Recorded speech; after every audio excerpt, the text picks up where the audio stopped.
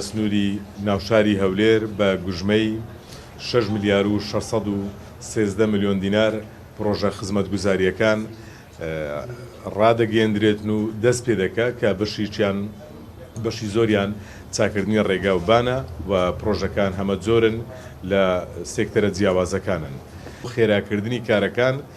لە پارێزگای هەولێردا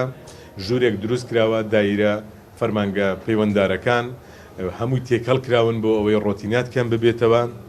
هەر لە شارەوانی لە ئاوەڕۆکان لە کارەبا و لە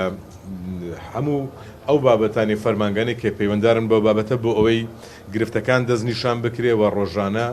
لە ماوەی 48 سعاتدا ئەو لێژنەیە ئەو ژوورە عملیاتی کە دروست بە لە ناو پارێزگادا بەڕێوەبەری فەرمانگەکان لەوێن دەرێ کۆ دەبنەوە بۆ ئەوەی بڕیاری لەسەر کارە پێویستیەکان بدەن. بە خۆشحاڵیەوە دوای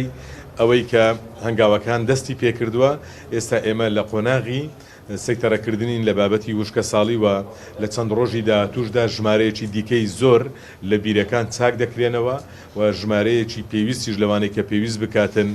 بیری تازە لێ دەدرێتن. لێکۆڵینەوەکان بەردەوامن و کارەکە کارێکی تیرۆریستی و ترسنۆکانەیە. هەولێر بەو جۆرە کارانە ناهەژێ و سپاس لە بۆ دەستگاکانی ئاسایش و دژە تیرۆر و پۆلیس کە بەدڵنیاییەوە باری ئەمنی شاری هەولێر بە ئاسانی دروست نەبووە بە قوربانیدانی ئەو کەسانە دروست بووە کە شەو نخۆنی دەکەن.